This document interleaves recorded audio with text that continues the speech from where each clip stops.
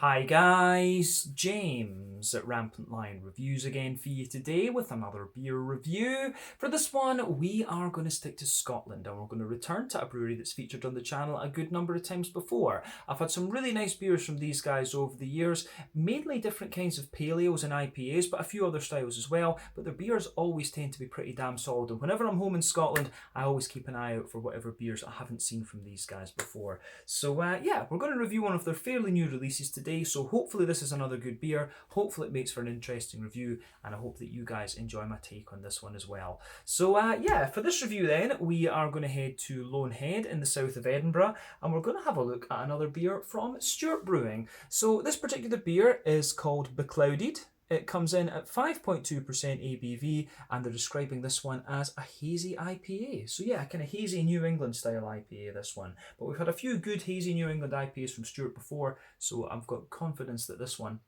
will carry on in the same vein as those. I can't remember exactly where I bought this beer, but this was one of the ones that I bought in the supermarkets actually. But it would either be Sainsbury's or Lidl, I think, that I got this one. Honestly can't remember, but looking forward to it. So let's crack on with this review and see how we get on. So as always with my reviews, I'll tell you a little bit about the brewery before we taste the beer. If you want to get straight to the tasting, just fast forward. All the usual links are in the video description below. That's the brewery website, the link to my other reviews that I've done from Stewart Brewing before, and I will no doubt add some more to that list in the near future. We've got another 2 Stewart beers to look at during this trip home, but we will add more beyond those, as I say. But there's all the usual social media down there. If you want to see more reviews, do please consider subscribing to the channel. The whole channel, of course, has a geography based tagging system, so you can go into the homepage and search for beer based on country, city, state, county, province, prefecture, whatever it is you happen to be interested in. Do check out the playlists of beers from different countries. There is one there for all the Scottish beers that I've reviewed for you, and that's being added to whenever I get the opportunity, but quite regular at the moment because I'm at home in the motherland. But as always, please do get in touch and let me know some of the other beers and breweries that you guys would like to see me review. It's always great to hear from you guys that are watching the videos, and the support that you show the channel is hugely appreciated. So anyway, to tell you a little bit about Stewart Brewing then, on to my brewery notes. So Stewart Brewing was founded by Steve Stewart and his wife Jo, and Steve is a graduate of Heriot-Watt University in Edinburgh and actually worked for several breweries, including the Base Brewery in Ireland and also in Birmingham in England, and he also worked for the Harpoon Brewery in Boston as well, who I reviewed a beer from quite recently, and they're quite an iconic brewery in the New England area, actually over in the States, so it was quite cool to be able to tick that brewery off the box. But while working in Birmingham in 1998, Steve built his first microbrewery with the help of his father-in-law, who owns a steel fabrication company. But Steve wanted to return to Scotland, and so he left his job with base in Birmingham to move to Edinburgh back in 2002. He started putting things in place to form the microbrewery, and then production began officially in January of 2004, with Steve having developed many of the recipes in his mini microbrewery that he had. But Steve worked hard to secure a bigger production facility, and eventually they settled on a location in the Bilston Industrial Estate in Loanhead on the south side of Edinburgh. But while this site was being completed, Steve brewed his beers at the Strathaven Brewery, or Strathaven Brewery as it's known, which is south of Glasgow. And the first batch was produced at their own brewery in Edinburgh in late 2004. But in 2010, having outgrown the original place, they moved to a larger unit within the Bilston Industrial Estate, and they're still based there today. But since foundation, this brewery have proved to be very successful. They've produced a number of special and seasonal beers in addition to their core range of beers, and further expansion of the brewery is also planned in the relatively near future. But at the moment, they're offering tours of the brewery. They've got a tap room on site, and they've also got another bar which is called Dockside Tap on Bernard Street in Leith, which is kind of, I guess you could say that's in the northeastern part of Edinburgh. It's right next to the water, and that is somewhere that I do want to go and do an out and about video with. Maybe with Don from Don's Beer Reviews, or John from John Drinks. Yeah, that would be really fun to do that actually. But yeah, that is a place that I do want to go and film an out and about video. I'd love to hit up, I'd love to have an interview with Steve actually, and do a meet the brewery segment with them. So maybe that's something we can get done in October at some point. I would really love to get that done. But as I said, these guys, in my experience, have mainly done different kinds of IPAs and stuff like this, but there are a few other styles kind of popping up now. They're doing more porters and stouts these days, which is pretty nice.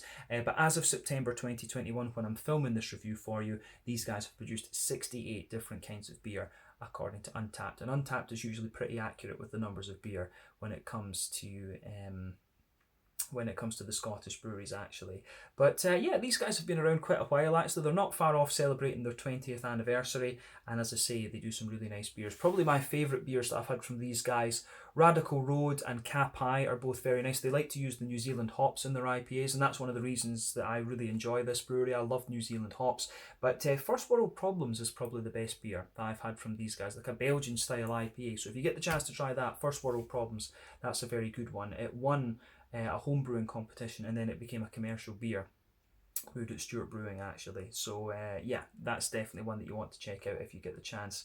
But yeah, that is all I can really tell you about Stewart Brewing for the moment. If you want to learn more about these guys, you can check out the brewery website. You can follow them on Facebook and Instagram to keep up to date with all the latest goings on, and you can check out the Rate Beer, Untappd and Beer Advocate pages to learn a little bit more about all the different beers that they've done. So yeah, let's crack on then and have a look at this beer itself. So when I searched around, I couldn't really find any data on this beer as to what hops or whatever were in it. There really just wasn't anything around, unfortunately. But yeah, I think this could be pretty nice, actually. But yeah, the Beclouded Hazy IPA, this one. As you can see, just trying to line this up so that you can see it quite nicely on the camera. Yeah, 5.2% ABV.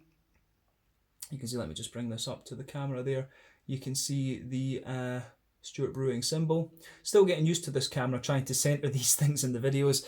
But yeah, you can see black top can on this one. But yeah, the new Stewart Brewing cans have got these lovely kind of, I don't know how you would say it, like mosaic-y solid patterns on them.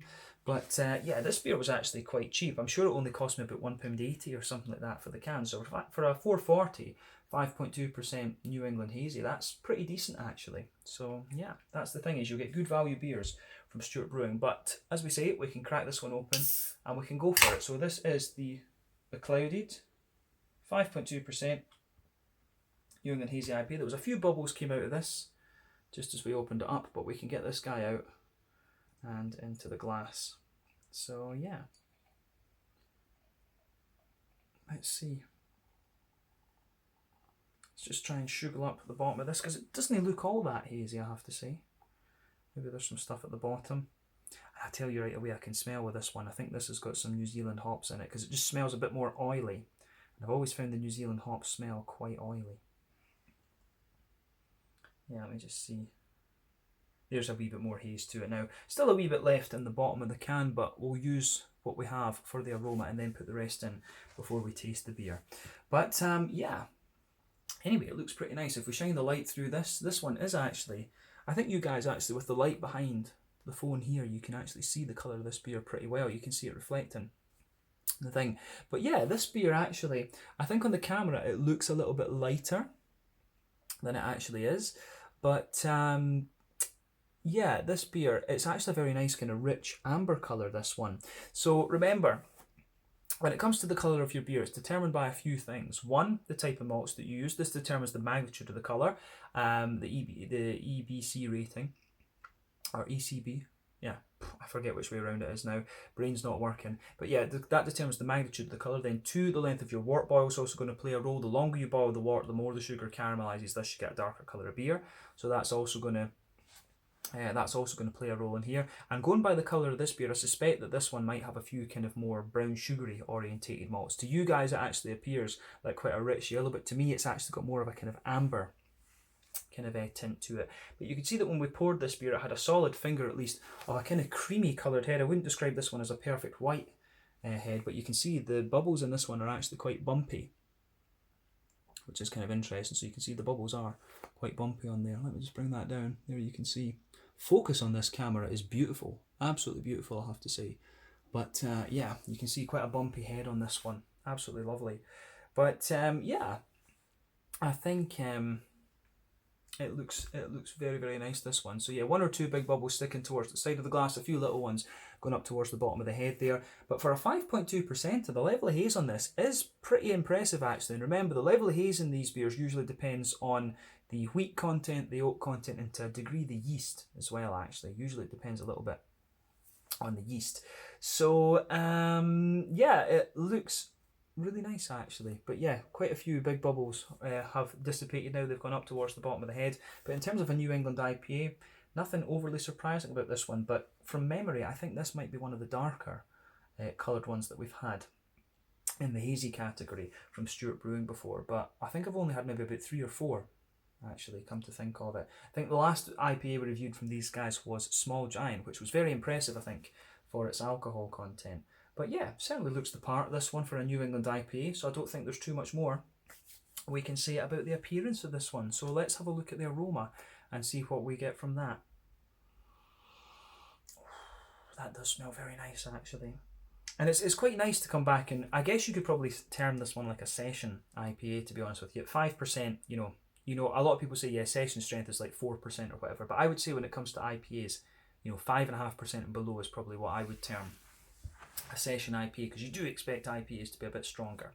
But yeah, this one, I've been impressed with quite a few session IPAs that I've had in Sweden recently, and I think the standard of Scottish brewing has gone up quite a bit recently, and it's not that, I would say that the standard of the American style brewing, I think, has gone up quite a bit recently in Scotland. There's more breweries brewing these American styles of beer, and it seems that we're starting to move away more from the kind of traditional side of things a little bit more in Scotland, which I think is good.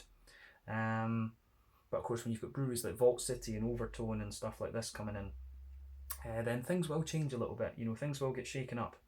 But yeah, the aroma out of this is the aroma of this one, I think, is very, very nice. So let's break this down then. Backbone of this beer, it's a lovely, soft, kind of white bready character in there. You can smell that is the backbone of the beer. A lovely, fresh, soft white bread. There's a wee bit of bread crust in there, of course. You do get a few kind of grainy elements. You can certainly smell a bit of wheat in there, kind of thickening it out for sure. Yeah, the wheat in this one, it's actually interesting. I've always found that Scottish wheat, when I think about it compared to the Swedish wheat that will be used, or mainland European wheat, I guess, I think Scottish wheat is actually quite soft compared to some of the other kind of wheat-based beers that I've had before. It doesn't have the same kind of bite and things that you'll get either in aroma or in flavour almost, I guess you could say. But the backbone of this beer, you can smell, as I say, that lovely soft barley malt, white bready backbone. There's a bit of bread crust in there. You can smell the wheat sort of thickening it out, but also smoothening the whole beer. But you can also smell the slightly creamy oats coming out of this one as well. And of course, Scottish oats, I guess, are quite, I don't know how world renowned they are, but people, we always talk about Scotch porridge and things like that was always a big thing. But yeah, the aroma, the aroma out of the malty side of this one is quite nice. Strangely though, when I was saying earlier about this one, I think this one would have a few brown sugary orientated malts. Oddly enough, it's only got a little bit of you get a little bit of a kind of Werther's Original note out of this, maybe a wee hint of biscuit, McVitie's Digestive Biscuit, but the brown sugary notes are not too big in this one. I guess, if this was maybe a 6.5% or a 7% or like a double IPA or something, you might get a wee bit more out of it, but you just get a little bit of, you do just get a little bit of that Werther's Original kind of, you get a wee bit of the Werther's Original kind of McVitie's Digestive Biscuit sort of thing out of this. But I would actually say the malt base in this one really leans more towards the kind of white bready, the soft white bready character, the smooth oats, and yeah, I'd say that's it. It's more of a kind of bready leaning IPA, this one. But when you're talking more of a kind of session type IPA, which I would categorise this one as, I'd say that makes sense, to be honest with you. But yeah, this smells like it's going to be a nice beer actually. So yeah, malty side of things is very nice in this. When it comes to the hops then, hoppy side of the beer, the green component I actually find quite mild in this one, come to think of it. The green component, you get a little touch of earthiness out of it, but again, that's quite minimal. You do get a little bit of a bright floral aromaticity there. It doesn't come across as being too deep in its floral component, but you do have quite a wee bit of a grassy, zesty character on the front of the nose with this beer. So that's kind of interesting. Green component for me too, though, for me though, isn't too pronounced actually. But remember, New England IPAs tend to rely more on late edition hops rather than early edition hops, and it's early edition hops that are going to give you a big pungent green component. More than anything else, they're the ones that contribute to the bitterness and things like that, of course. But yeah, I do find that I think there is a correlation there. The beers that tend to be more bitter have a stronger green component in the aroma, usually. But yeah, late edition hops, which are more prevalent, I guess you could say, in New England hazy IPAs, they how how do you say, yeah, they give you more kind of flavour and aroma actually. But you know, it's Stewart Brewing, we trust these guys. Shouldn't think too much about that. But yeah, the green component for me, I'd say it's more grassy and zesty than anything else. Fruity side of things then, this is quite an interesting one. It's actually got quite a wee bit of kind of candied and citrusy character to it almost. That's my first impression of it. I'm curious about what hops would go into this. I think, as I said earlier, I think there's one or two New Zealand hops in this. Maybe, you know, for some reason there's something in my head saying that this could be a little bit of cashmere. There's just something, cashmere's very distinctive and it's got this really kind of unusual aroma to it. So I get a little bit of almost melon out of this. It smells like it's got a wee bit of a kind of, you get mango. I do get a good little bit of mango in this one, but to me there's also a little bit of a melon note. There's quite a bit of a lemon limey kind of character in there. Yeah, to me, yeah. Definitely a bit of mango, absolutely. Bit of melon for sure. I think, you know, this could be something. I might be wrong about the New Zealand hops. Can't think of it. I think this might be like Citra and Cashmere or something. Or, you know, like Victoria's Secret and Cashmere. Maybe something like that. Maybe using one of the Australian hops. But yeah, definitely some mango in there. You get a little bit of that kind of soft, almost papaya type thing, but I really want to say melon. There's something just telling me that there is cashmere in this, because cashmere does this really distinctive thing. When you put it in with a New England yeast, it gives you this really almost woody type fruitiness, and you get that out of this. So you get this kind of woody melon kind of thing coming out of this beer. But underneath that, as I say, a little bit of mango, a wee bit of an almost kind of papaya type quality. Maybe I don't know if it's sharp. It's not sharp enough for peach. It's almost a little bit like green and guava like, actually, come to think of it. But you get a little bit of a, as I say, you get quite a bit of a lemon limey character out of this one too, which is really interesting. So yeah, this is quite a quirky beer in terms of how its fruitiness goes together. So do make sure you take a little bit of time to ponder that over before you get stuck into this one. But I think it is about time for us to taste this beer now then. Let me just line that up so it looks nice on the camera and my OCD is happy. But yeah, let's have a taste of this beer now then and see how we get on. So this one is the Beclouded, a 5.2% hazy IPA as they're calling it, New England type IPA, session strength I would say at 5.5% from Stewart Brewing in Loanhead through in Edinburgh. Let's get stuck into this one. Slàinte, skål, cheers.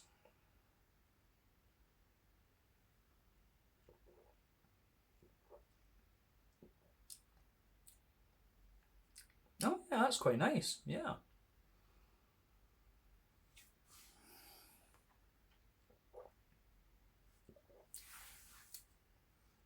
Again, that's a pretty damn solid beer from Stewart Brewing, and these days I wouldn't expect anything less, to be honest with you. And it is one of these ones you can feel in its mouthfeel and stuff. It's quite light, it's quite crisp, and it does have a wee bit more bitiness to it than the aroma would have you believe. So yeah, definitely this is more along the lines of like a session IPA, absolutely. But 5.2%, you know, when you're buying it at 5.2%, you'd expect that for sure. But yeah, I think I need to try. I've got a West Coast IPA to try from them, which I'm looking forward. Only the Bold, and then I've also got a chocolate stout, which I'm looking forward to. I think that might be my first stout from Stewart Brewing. But I'd love to try a heavier IPA from these guys at some point and just see what they're doing with that, because they did a few double IPAs a couple of years back that were really nice actually, before they changed the can designs, and those were very, very good. So I'd love to see these days what they would do with a slightly heavier IPA. But yeah, this is another really solid, easy drinking one, and you know, it's the ideal kind of supermarket beer. The kind of beers that you're going to sell in the supermarkets will be the lighter, more easy drinking ones. So it's a good choice. I can see why they would put this one into the supermarket. So I think it's fair to say that by no means is this the kind of biggest and boldest and best beer that you're going to get from Stewart Brewing, but for a sessioner, pretty damn solid, and you can't ask for much more than that. You know what you're buying when you pick this one up.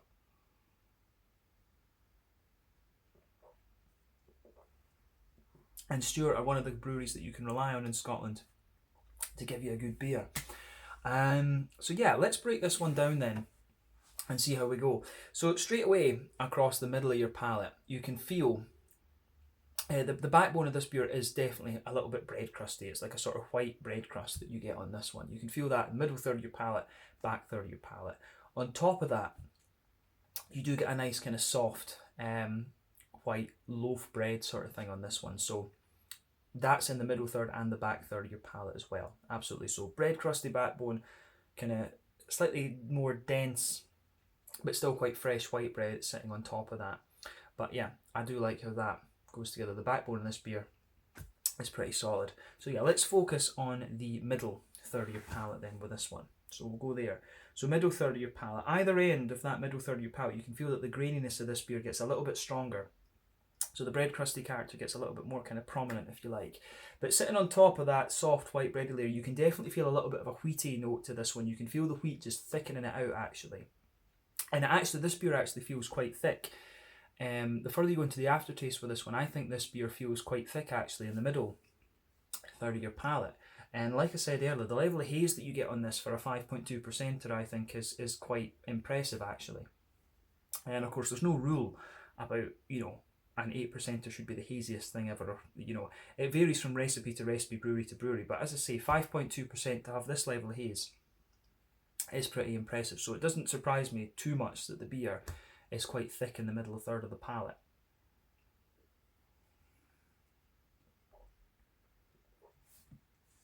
But yeah, it actually, the wheat, as I was picking up in the aroma in the middle third of the palate, we'll talk about the back third in a minute, but the wheat actually does thicken the beer up slightly and then smoothen it out in the middle third. So bread crust, white bread, the wheaty kind of thickening layer. Then on top of that, you can feel the smoothness of the oats in there. And the oats, I think, you get a little bit of sweetness out of them the further that you go into the aftertaste. I think the oats start to come out a wee bit more further into the flavour of this beer. But they don't contribute too much. It is more of a kind of smoothening thing again, to be honest with you. But in the dead centre of your palate with this beer, you can pick up, there is a wee bit of a brown sugary element to this. You can pick up a little hint of a straight up caramel there.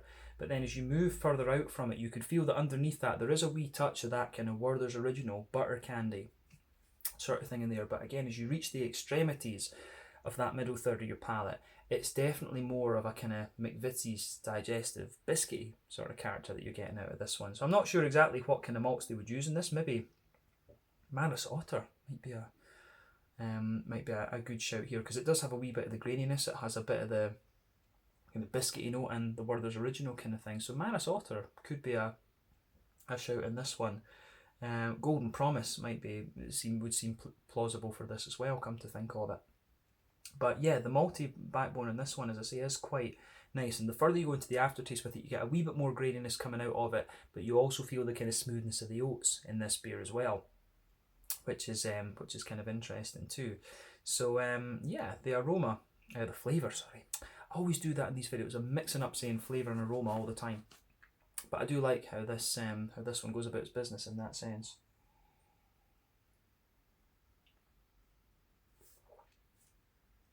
So, yeah, I think that covers the middle third of the palate in this one. But yeah, impressively kind of thick for a 5.2%er in the middle third of the palate. I do like that.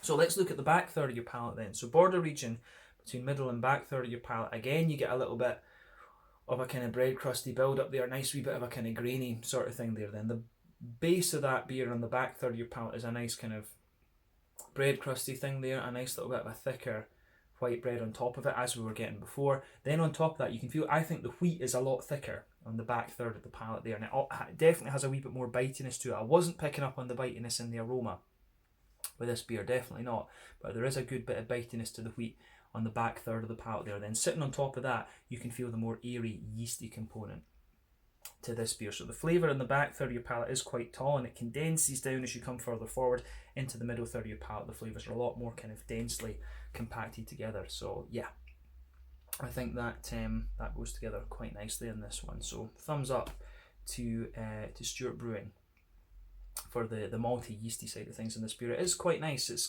They've taken a slightly different approach to the more session strength IPA. They've gone for a more kind of thick and smooth approach to this beer, I think, rather than doing the kind of bitey wheaty thing that quite a lot of breweries do. So that's food for thought, actually.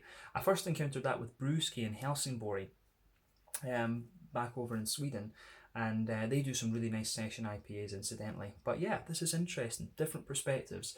So yeah, on the hoppy side of things then, so back corners of the palate, there's definitely a wee bit of an earthiness there, and as you move further forward there's a little bit of a herbal quality. As you push towards the front corners of the palate, I do get quite a nice bit of floral aromaticity there. But as we picked up in the aroma, I think the most prominent part of the green component for me is that kind of citrusy zest. It's the kind of the grassy citrusy zest on the front curve of the palate actually.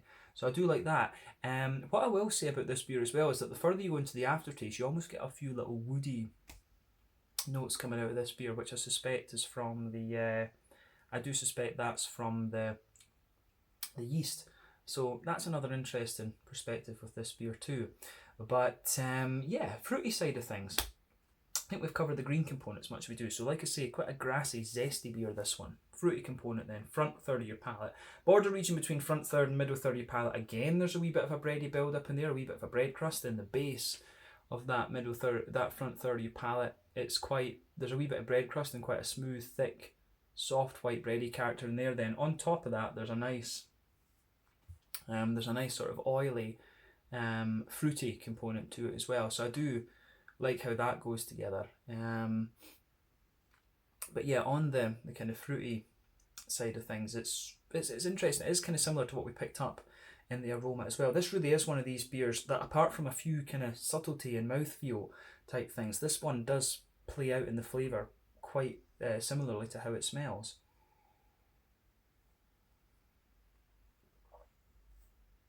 So yeah, the fruit component is quite interesting. So we go to the back third of your palate, or not the back third, the front third of your palate. Yeah, you do get a wee bit at the very back of that front third of your palate. You do get a slightly more concentrated, grapefruity, really pungent tropical note. But as you move forward from that, it does get a little bit more mango-like, and it does almost have a little bit of that slightly green, zippy kind of thing that you get from guava almost, which is interesting. But I do get a melon. I think there's cashmere in this. I would be, there's just something telling me that there is cashmere in this. It's just almost like muscle memory. I've got a feeling there is a bit of cashmere in this. I'd love to know what hops were in it. It's always fun to play guess the hops with these beers, but these days it's so hard because there's so many different hops out there. But yeah, how would you say, I do think you get a good bit of melon. I think it's like a guava melon sort of thing with a bit of grapefruit sitting at the back. I think this could be Citra, and I think this could be Citra and cashmere that's in this. Or something similar to Citra, maybe like Galaxy, or a bit of the oiliness makes me think Galaxy, or maybe Victoria's Secret or something like that. But yeah, melon, a mango, or a slightly more green and zippy guava type thing. But then as you move into the front half of that front third of your palate, it's definitely more kind of lemon and lime. I get a lot of lemon and lime off this one, and again, that's a signature of cashmere. Citra's also going to give you that as well, so wouldn't surprise me if Citra was in this one. But yeah, there's a wee bit of gooseberry almost as well comes out of this beer, so you get lemon, lime, and a wee touch of gooseberry, I think, on that front half of the front third of your palate. But yeah, this is quite a citrusy, zesty leaning session IPA, but with a wee bit of tropical fruit in behind it, absolutely. But it's an interesting beer, this one, and that's what Stewart Brewing give you. They've always got solid beers, but they do like to play around with the hops, these guys, and you get nice oil. I do like with Stewart Brewing how you get the nice oily, fruity characters. So I think at this point we've described the flavour. We should finish off the review with the mouthfeel. So this is a mid-bodied beer, absolutely. The carbonation is quite smooth. It does have a wee bit of that kind of oily type vibe to it. Well, I always talk about this, the purity of the Scottish tap water and things. We're very proud of our tap water in Scotland. So yeah, you do get a nice kind of oily example to this. It feels like a very clean New England IPA. It's not the creamiest of things, basically. I think that's where we're going with that. But I would say in terms of IBUs and stuff, this is quite a low IBU beer. I'd say this is like 20, 25 IBUs, somewhere in that kind of region.